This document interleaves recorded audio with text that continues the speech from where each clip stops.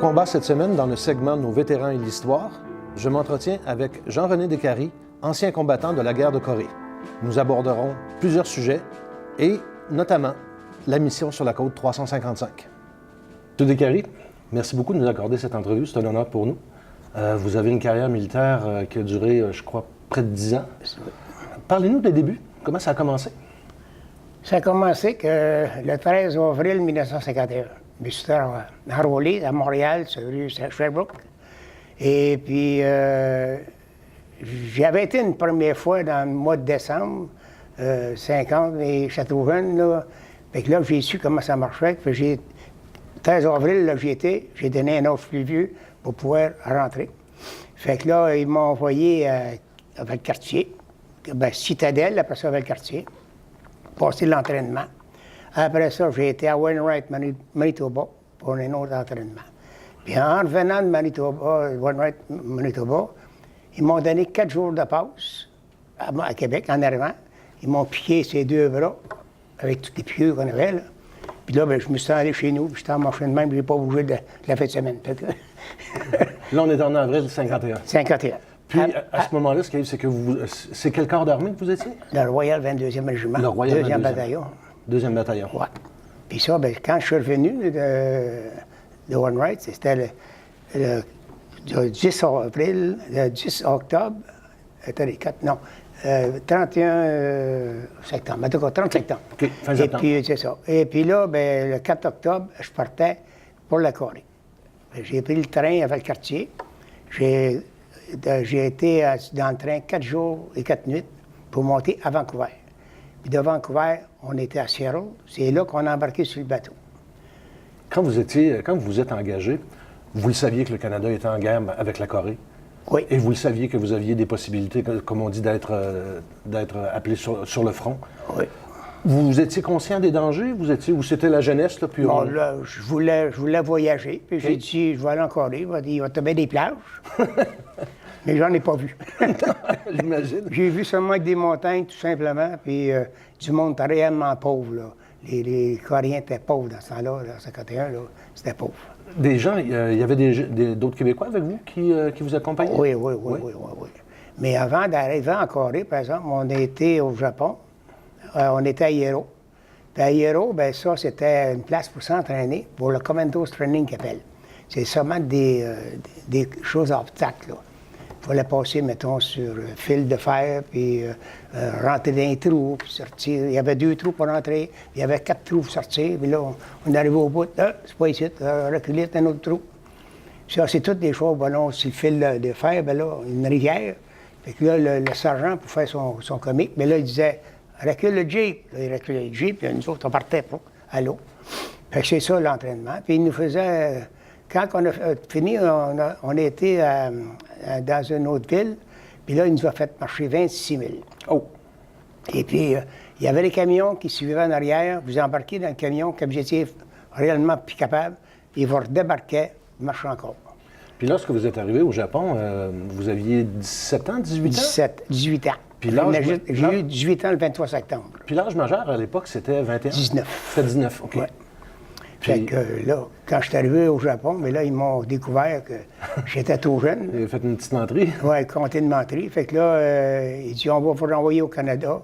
Fait que j'ai dit non. Il dit, moi, je reste ici. Il dit, ça prend signer ça à ton père. J'ai dit, c'est correct. Appelez mon père. J'ai dit, il va bouloir. Comme défaite. Ils l'ont appelé, ils m'ont fait venir.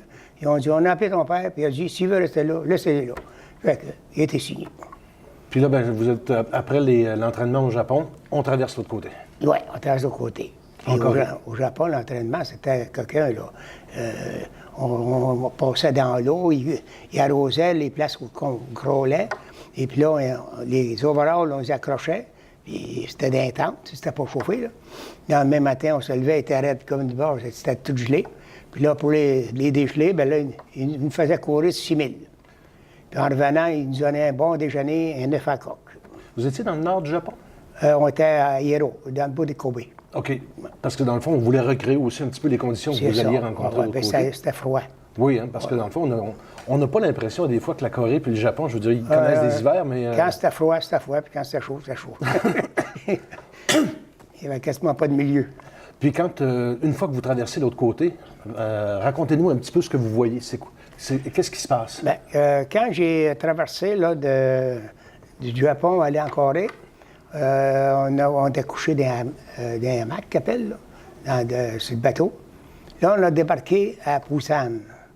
De Busan, aller à Séoul, ils nous ont mis dans un train. Le train, c'était pas un train nouveau, c'était un vieux train. C'était pas la première classe, là. Oui, non, c'était pas mal la dernière classe. Puis là, ben, on est arrivé à Séoul.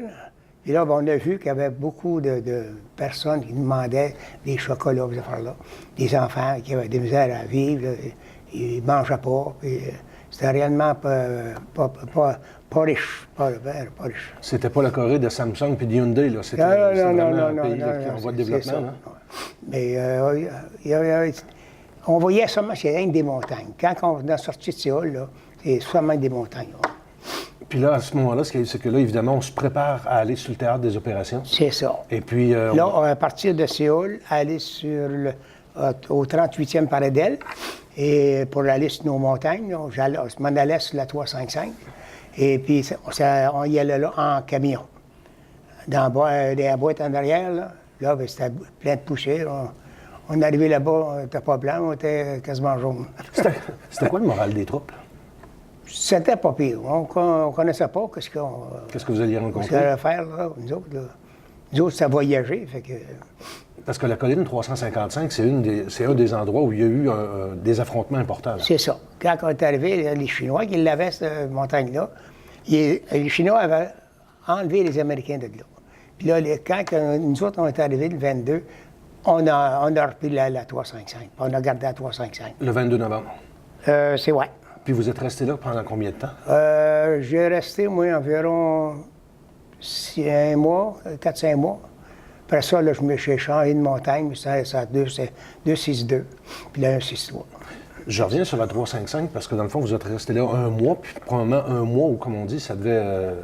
ça devait péter tombait, un peu, là. Ouais. Ça tombait. Même quand on faisait la garde, là, on avait de l'eau là, jusqu'en bas des genoux. Et puis, il fallait garder notre 2 heures, il fallait faire notre 2 heures là, avec une couverte, puis on était dans le trou. D'ailleurs, c'était tout des tranchées, 24 heures par jour des tranchées. 24 heures par jour des tranchées? Oui. Et puis, on couchait dans les dugouts. Le dugout était dans le tranchée aussi. Mais puis vous étiez combien par je dirais, cycle de garde? On était 2 par trou. 2 par trou? Combien il y avait de trous? Oh, je ne peux jamais compter. Il n'avait sur plusieurs kilomètres? Oh, il y en avait plusieurs kilomètres, là. Pas compter pantoute, là. Puis quand est-ce qu'il est arrivé des incidents, ou, comme on dit, sur le théâtre des opérations dont vous avez été témoin? Oui. Il y a eu un coup il y a une bombe qui est tombée sur un dugout. Et puis, il était après jouer au 4, il était 6. Et puis là, ça a sauté. J'ai attendu que les gars étaient maganés. Là. Fait que là, on a pris des boîtes de bois, puis on a tout rempli ça. Puis on a mis le couvert, puis on a marqué un autre dessus. Puis ils ont envoyé ça à Busan. Et mon Dieu, OK. Ouais. Il fallait, comme on dit, faire ça vite parce que... Oui, c'est ça. Puis là, ils ont envoyé ça à Busan. Puis on a un terrain, justement, un cimetière, là, à Busan. Là. Et puis, ils ont tout enseveli ça, là. Ils ont tout mis les corps dans la terre, là. Puis pendant tout ce mois-là, vous, comment va le moral? Est-ce que vous dites, bon, ben, on va passer au travers, puis... La seule chose qu'on faisait, moi, je lisais tout le temps avec... je prenais des X13, qu'ils appelaient, là, puis je lisais ça tout le temps, toute la journée. Fait que, puis de manger, il n'y avait pas bien au restaurant, il n'y a pas de restaurant par là. On mangeait dans des boîtes de C-Ration, là. Okay. Je n'ai mangé pendant 11 mois de temps, des boîtes de C-Ration. OK. Et puis on fait chauffer ça avec un petit sterno, là. Et puis on s'arrangeait bien. On fait chauffer notre manger dans la boîte, puis on mangeait dans la boîte.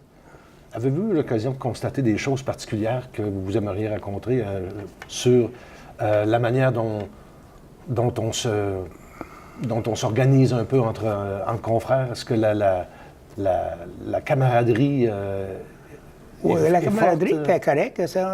On s'entraînait pas mal. Là. On s'entraidait aussi. Là. Vous étiez plusieurs Canadiens ensemble? Bien, En Le fait, 22, on était c'est tous ça, le 22 au complet. La là, 22e ouais. division. Parce qu'on était le 2e bataillon. OK. Parce que moi, j'ai commencé avec le colonel Dextraus. OK. J'ai tombé avec Vallée. Puis après ça, Trudeau, quand il est arrivé avec le 1er bataillon. OK. Pendant toute la période des 11 mois où vous avez été là. C'est ça. Et puis Dextraus, lui, puis Trudeau, Dextraus puis Vallée, on était habillés normalement, là, pas de batch, rien. Quand Trudeau est arrivé, lui, ben, la batch chaînée, chaud chaînée, les Chinois, le bord, ils vont bien noirs. On lui disait ça. Puis comment je peux dire, comment ça se passe sur le terrain quand on vit une situation de conflit comme celle-là? Est-ce que des fois, il y a des activités autres que vous pouvez faire pour simplement sortir un peu ou c'est non-stop? La chose qu'on faisait quand j'étais sur la 262, j'ai descendu en bas, puis on se pratiquait à tirer avec nos carabines. Et nos carabines, c'était des 303, c'est un coup à la fois. Un coup à la fois? Oui. Et puis, il n'y a pas comme... On n'était pas grillés comme sur le grille aujourd'hui, là.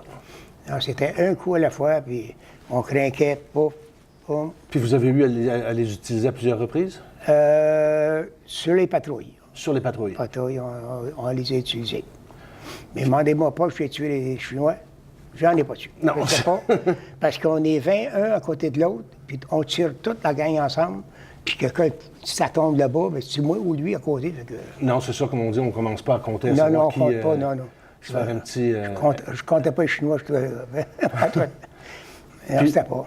Puis après ce mois-là, donc, où vous avez été sur les collines, c'est-à-dire, le mois, vous l'avez été sur la 355? Oui, la 262. La 262? Oui.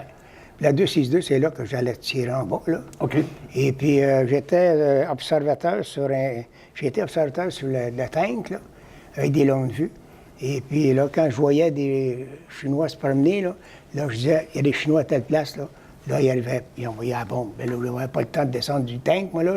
Puis, je me bouchais le temps de passer les oreilles, là. Fait que, puis après ça, c'était la 155? La 127? La 127. OK. Puis celle-là, c'était quoi le contexte à ce moment-là? Bien, 127, ça, c'est quand on est arrivé là, on est arrivé à nuit. Puis moi, j'ai pas été chanceux, j'ai pris un dugout, il y avait seulement que ça pour rentrer, là. Et il y avait eu des bombes qui avaient tombé alentour, puis il avait tout rempli. Puis là, bon, j'ai creusé pour rentrer dans le dugout. Il fallait dormir, puis il fallait se cacher, là. Puis après la 127, donc, autrement dit, ça, on est en janvier, je crois? Ah oui, plus que ça, plus que janvier. Le 127, j'étais rendu, je pense, en juin. OK, ça, c'est sur les 11 mois, dans le fond. OK, d'accord. Oui. Vous avez été un mois sur la 355 et passé un certain nombre... J'étais 4 mois sur la 355. OK. Puis après ça, j'ai été 1 mois ou 2 sur la 262. Ça. L'autre, j'ai été longtemps, là. Donc, à ce moment-là, vous terminez, dans le fond, votre séjour en Corée? Oui, quasiment. OK. Puis là, ben, c'est simplement, il y a une sorte de relève qui se passe quand le deuxième bataillon, la deuxième division est relevée. Oui. Puis vous retournez au Japon? Non, moi, quand le premier bataillon est arrivé, parce que j'étais reinforcement, j'étais renfort pour le deuxième bataillon. Et puis là, j'ai fait jusqu'au mois de juillet. Puis juillet, là, c'est le premier bataillon qui est rentré. Puis on a changé de commandant. Fait que ceux qui étaient rentrés en 1950, il y en a qui sont rentrés pour faire les trous, ces affaires-là. Là. Et puis les autres partaient en juillet. Et moi j'ai resté jusqu'en octobre. Jusqu'en octobre? Novembre, parce que j'ai pris le bateau, je pense, vers le 5 novembre, quelque chose. OK. Pour se diriger vers le Japon? Oui, bien, vers le Japon, puis après ça, vers le Canada. OK. Puis vous êtes resté, évidemment, il y a une sorte de période de transition un peu, là, au Japon? Oh, oui, bien, j'ai eu, mon année, j'étais là, j'ai eu 2 jours que j'ai passé à Wojumbo. 2 jours à Wojumbo? 2 jours à Wojumbo, ça c'était pour le Rest Center, pour se reposer, au moins essayer de manger quelque chose de chaud, là. Mais ça a bien été. Moi, j'ai pas eu trop de misère. J'étais chanceux, là. Vous dites avoir été chanceux, pourquoi? Parce que vous avez c'est parce que j'ai pas eu de backlog, j'ai pas eu de rien de ça. Mais il y en a, par exemple, qui ont, une semaine après que ça est rentré là-bas, ils ont vu comment c'était. Ils sont tirés d'un pied pour venir au Canada. Oh mon Dieu, il y en a beaucoup qui ont fait ça. Oui, il y en a plusieurs qui ont fait ça. Même, il y a eu un journaliste seulement qui est venu. Puis c'est René Lévesque. C'est ce que je me posais comme question, à Ouais, savoir René si... Lévesque est venu, puis il n'a pas resté longtemps. OK. Parce que là, il était supposé rester une semaine. Je pense qu'il a resté une journée, ou je pense. Là, il a dit c'est trop dégueulasse, c'est du mouvement. Oui, parce que lui avait vécu une couple de Ben, temps c'est aussi. ça, il a vécu ces affaires-là. Puis à Wujumbo, donc, autrement dit, on se repose. On se repose, c'est ça. Moi, au Jumbo, je ne connaissais pas l'argent, le Wong, là. Fait que là, j'avais demandé 250 pièces. On demandait de l'argent. J'ai acheté 250 pièces de Wong. Ben, ils m'ont mis 2 gros sacs de même. Dans un papier, on allait dans un club, on était 2, on payait avec nos sacs. On payait avec les Wong. On ne connaissait pas les Wong. Avez-vous visité un petit peu? Avez-vous eu l'occasion de sortir? C'était pas grand-chose, là, à Wojumbo. À Tokyo, correct, mais à Wojumbo, il n'y avait quasiment pas rien. Mais on a été à Ramira pour le training, là. C'est là qu'on a marché 26 000 pour s'en revenir. 26 000? Oui. Puis là, ben, pour faire le fin, le sergent a dit, bon, ben, y a-t-il quelqu'un qui va avoir des passes pour sortir? On était 2, moi et un autre gars. Ils sont fous. Ça, c'est avant, évidemment, que vous partiez pour la Corée. Oui, oui. Mais, non, mais c'était en Corée. c'est-à-dire, la passe, c'était en Corée? Oui, oui. Excusez, au Japon. Au Japon, OK, C'est au ça. Japon. Mais c'était avant que vous partiez pour la la Corée. Corée. C'est OK. ça. Puis à Wujumbo, bien évidemment, comme vous disiez, on se repose. Puis ben, nous, on va faire la même chose, M. Descaries. Ouais. On va se reposer un petit peu et on se revoit la semaine prochaine. Merci beaucoup. Merci. Ça me fait plaisir. Moi-même. Merci.